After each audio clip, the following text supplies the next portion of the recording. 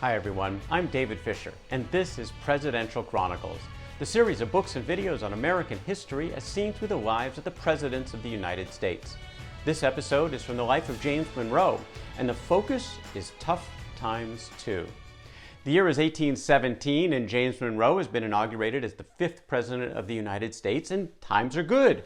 The American economy is doing well, there's peace in the world, no more fighting with European countries, France, England, or anybody else, and political factions has kind of gone by the wayside as well. As the Federalist Party had completely disintegrated, everyone seemed to be in a pretty good and aligned mood as this era of good feelings was launched with the administration of James Monroe. The problem was it wasn't really much of an era. It was more of a brief interlude of a couple of years or even less, because there were tough times too and some really tough calls that had to be made in both the first and second terms of James Monroe. We talked in a previous episode about the challenges with Indians on the southern border of the United States and the armed action that the Americans had to take to go into Florida to actually suppress that.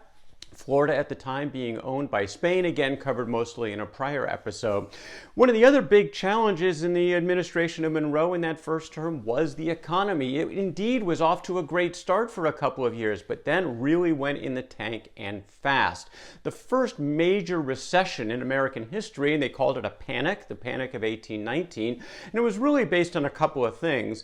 Britain decided to dump some really inexpensive products into the United States, so people were gobbling them up, and that was hurting the American economy because nobody was buying the American goods.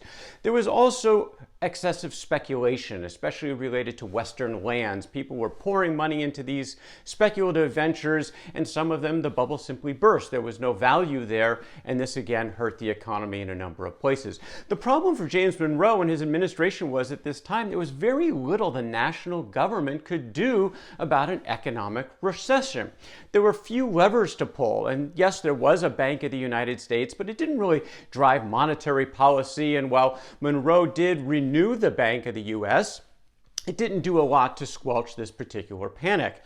They also passed some protectionist tariffs to try to, again, stop these dumping of goods from Britain, and that helped a little bit, but the fact was in this day and age, it was simply going to take the economy a little time to right itself. So what did Monroe do during the heat of the panic? He went on a trip. He had gone earlier in his administration north to visit the states in the New England area, and now during this panic he went south and spent a couple of months visiting southern states, and actually went quite well. Well, the real problem actually was between North and South. As this economic element was working its way out, the factionalism between North and South, geographically based, was actually coming to the fore, and the topic was slavery. This topic, which of course would be politically challenging for the United States for decades and decades, really came back to the surface in 1819. It had gone dormant really ever since the Constitutional Convention, when compromises were worked out. 3/5 compromise to figure out how to count slaves in terms of representation, and the prohibition on canceling the international slave trade for 20 years. That had subsequently been canceled, but it got its 20-year run. These compromises were put in place at the Constitutional Convention in order to have a country. Without those compromises, North and South would not have agreed, and we would not have had a United States of America. Well, the challenge now was that those territories that Monroe had a hand in buying from France, the Louisiana Territory, all those hundreds of thousands of square miles on the western border of the United States, well, people wanted to go settle there. And the real question was slavery going to be allowed or not? The Northerners were not abolitionists. They were not out to emancipate all existing slaves. In fact, most Northerners had accepted slavery in the original Southern states in which it started in the first place. But they were much more against expanding this institution into these new territories and potentially new states. Equally determined were the South. They thought in order to keep slavery alive, not only in the existing states, it had to expand. And so now the catalyst for this discussion was Missouri. Missouri was applying to become a state in 1819. It wanted to be coming in as a slave state, and that would have done a couple of things. First of all, there was balance. At this point, 22 states, 11 slave, 11 free, so things were balanced in the United States Senate. There was also, again, this question of what do we do about all these new areas that are going to want to become states? Do we let them decide for themselves? Do we put prohibitions in place? These were the questions that were coming to the fore, and part of it was initiated by a gentleman by the name of John Tallmadge, a congressman from New York, who introduced a ban on slavery in the new territories, and this was prior to any vote on Missouri, and this set up an uproar in Congress. According to James Monroe, the president, he wrote his friend Thomas Jefferson, "I have never known a question so menacing to the tranquility and even the continuance of our union as the present one. All other subjects have given way to it and appear to be almost forgotten." The Tallmadge Amendment failed, but the topic didn't go away, and when Congress came back for the full session in December of 1819, all anyone could talk about was slavery, expansion, yes, no, Missouri. These were the topics, and there was no clear answer. Part of this was a constitutional question. President Monroe was wondering himself, could the United States Congress put limits on territories or territories applying for statehood on this topic of slavery? Was that even constitutional? And Monroe wrote a letter to George Hay, his son-in-law, and said, "My own decided opinion is that new states cannot be admitted into the Union on other conditions than the old, that their incorporation must place them on precisely the same footing as to rights granted and retained." In other words, he believed the states, certainly at the time of becoming states, could decide for themselves whether or not slavery would be part of their state or not. Well, this continued to be debated in Congress, and another solution came forward from the Senator Jesse Thomas of Illinois. He pitched that no slaves would be allowed in the Louisiana Territory region north of a certain point, the 3630 parallel, which happened to be the southern border of Missouri.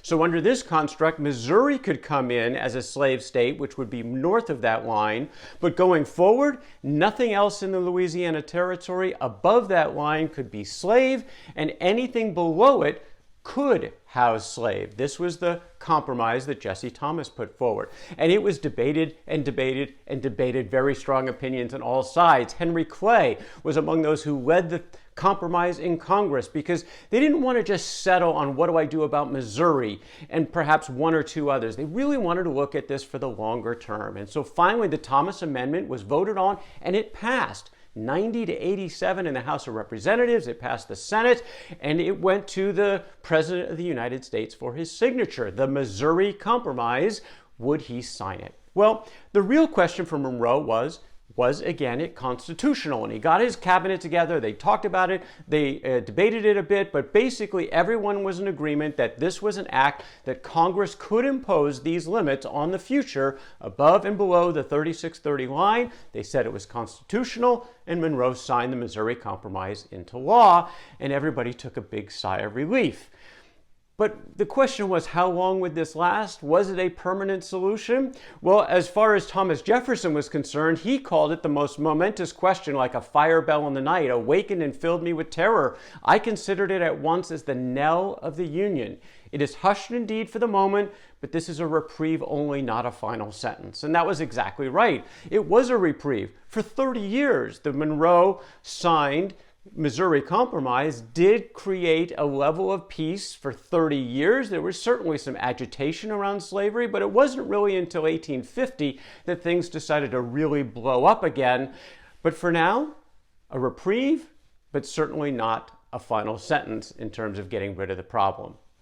One other topic to cover in Monroe's presidency where there was some controversy and he had a tough call. Monroe was a strict constructionist. He really abided by the absolute words of the Constitution. But there was this one nettlesome issue that had plagued several of the early presidents: federally funded internal improvements.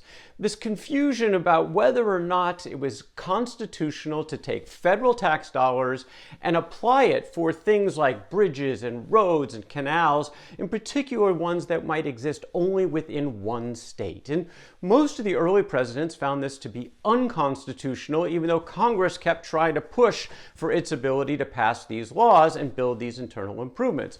Well, Monroe was one of those who agreed it was unconstitutional. unconstitutional. And he said at one point in a veto over some funding bill for the Cumberland Road, he said, "I am of opinion that Congress do not possess this power, that the states individually cannot grant it, for although they may assent to the appropriation of money within their limits for such purposes, they can grant no power of jurisdiction or sovereignty by special compacts with the United States.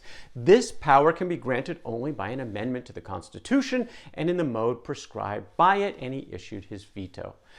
But Monroe, over time, started to give in a little bit on this topic as Congress continued to try to push its momentum in passing bills where there was some internal improvement component to it. Because Congress said, look, I'm not going to do a constitutional amendment. I think this is already constitutional, being the royal eye of Congress. And they didn't want to get into this habit of giving in to the executive just because he said no. So they kept pushing, and Monroe actually signs into law a couple of bills that actually give credence to this idea that internal improvements, federally funded, are constitutional. And he's pretty much the last president that decides to try to buck that trend going forward. Internal improvements were fair game, and certainly the next administration would take that on in spades. So yes, it was an era of good feelings from James Monroe, but there were some tough calls. The Seminole Wars, the economy and the panic, the Missouri Compromise, and even internal improvements, some tough calls for James Monroe, the 5th President of the United States. And that is James Monroe, and tough times too. From the life of James Monroe. For more Presidential Chronicles, check out my books on Amazon.com, and don't forget to subscribe to my YouTube channel. Until next time, I'm David Fisher, and this is Presidential Chronicles.